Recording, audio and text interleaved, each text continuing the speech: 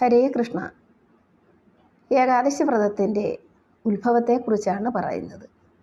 ദേവർഷിയായ നാരദമുനിയുടെ ചോദ്യത്തിനുത്തരമായി ശ്രീ മഹാദേവൻ തന്നെയാണ് ഏകാദശിയുടെ ഉത്ഭവത്തെക്കുറിച്ചും വ്രത അനുഷ്ഠാനങ്ങളെക്കുറിച്ചുമെല്ലാം വിശദീകരിക്കുന്നത്. പണ്ട് കൃതയുഗത്തിൽ മുരൻ എന്നൊരു അസുരനുണ്ടായിരുന്നു. അവൻ ദേവന്മാരെയെല്ലാം തോൽപ്പിച്ച് അവരെ സ്വർഗത്തിൽ നിന്ന് വാട്ടിയോടിച്ചു. ഗത്യന്തരമില്ലാതെ ദേവേന്ദ്രനും മറ്റു ദേവന്മാർക്കും ഭൂമിയിൽ അലഞ്ഞു തിരിയേണ്ടി വന്നു. മുരാസുരനെ കൊണ്ട് പൊറുതിമുട്ടിയ ദേവേന്ദ്രൻ ശ്രീ പരമശിവനെ വൃത്താന്തമെല്ലാം ധരിപ്പിച്ചു. ഭഗവാനെ, സ്വർഗത്തിൽ നിന്നും മുരൻ ദേവന്മാരെയെല്ലാം ആട്ടിയോടിക്കുന്നു. അവിടുന്ന് ഇതിനൊരു പ്രതിവിധി ഉണ്ടാക്കിത്തരണം. ഞങ്ങളെ അനുഗ്രഹിക്കുമാറാകണം. ദേവേന്ദ്രൻ്റെ വാക്കുകൾ കേട്ട് ശ്രീ പരമേശ്വരൻ പറഞ്ഞു, വിഷ്ണുവിന് മാത്രമേ മുരനെ അമർച്ച ചെയ്യാൻ കഴിയുകയുള്ളൂ. നിങ്ങൾ വിഷ്ണുവിനെ ശരണം പ്രാപിക്കുക. ശ്രീ മഹാദേവൻ്റെ വാക്കുകൾ കേട്ട് ദേവേന്ദ്രൻ ദേവന്മാരുമൊത്ത് വൈകുണ്ഠത്തിലെത്തി. മഹാവിഷ്ണുവിനെ നമസ്കരിച്ച് സങ്കടമുണർത്തിച്ചു. സ്വാമിൻ, മുരൻ എന്ന അസുരൻ ഞങ്ങളെ തോൽപ്പിച്ചു സ്വർഗത്തിൽ നിന്നും ആട്ടി ഓടിച്ചിരിക്കുകയാണ്.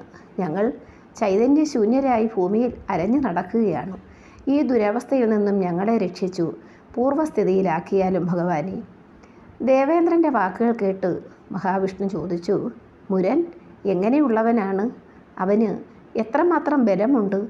ആര് നൽകിയ വരമാണ് അവനെ ബലവാനാക്കിയത്? മഹാവിഷ്ണുവിൻ്റെ ചോദ്യത്തിനുത്തരമായി ദേവേന്ദ്രൻ പറഞ്ഞു, പണ്ട് ബ്രഹ്മവംശത്തിൽ താലജംഘൻ എന്ന ഒരു ഘോര അസുരനുണ്ടായിരുന്നു. അവൻ്റെ മകനാണ് ബലശാലിയായ മുരൻ. അവൻ മുൻപ് ചന്ദ്രവതിപുരിയിൽ വസിച്ചിരുന്നു. ഇപ്പോൾ ഞങ്ങളെയെല്ലാം ആട്ടിയോടിച്ച് എല്ലാ പരിവാരങ്ങളോടും കൂടി സ്വർഗത്തിൽ സുഖമായി വാഴുന്നു. ഇന്ദ്രവചനം കേട്ട് മഹാവിഷ്ണു പറഞ്ഞു, ആ ദുഷ്ടനെ ഞാൻ വധിക്കും. വിഷ്ണു ദേവന്മാരെ സമാശ്വസിപ്പിച്ചു അവരോടൊപ്പം പുറപ്പെട്ടു. ഭഗവാന്റെ നിർദ്ദേശപ്രകാരം ദേവന്മാർ യുദ്ധത്തിന് തയ്യാറായി. ദേവാസുരന്മാർ തമ്മിൽ അനന്തരം ഘോരമായ യുദ്ധം നടന്നു. പരാജയം ദേവന്മാർക്കായിരുന്നു. ദേവന്മാരിൽ വളരെ പേർ വധിക്കപ്പെട്ടു. ശേഷിച്ചവർ ജീവനും കൊണ്ടോടി. ഇത് കണ്ട് കോപിച്ച് മഹാവിഷ്ണു ചക്രായുധവുമായി മുരൻ്റെ നേർക്കടുത്തു. അസുരപ്രമാണിമാർ വിഷ്ണുവിനെ വളഞ്ഞു. അവരെല്ലാവരും കൂടി സുദർശന ചക്രത്തെ താഴെ വീഴ്ത്തി. ഒരപകടവും പറ്റാതെ മുരൻ വിഷ്ണുവിനോട് എതിർത്തുകൊണ്ടിരുന്നു. മഹാവിഷ്ണുവിന് യുദ്ധത്തിൽ ക്ഷീണം നേരിട്ടു. മുരൻ ഭഗവാന്റെ ആയുധങ്ങൾ തകർത്തു യുദ്ധത്തിനായി ക്ഷണിച്ചു. ഹരേ കൃഷ്ണ.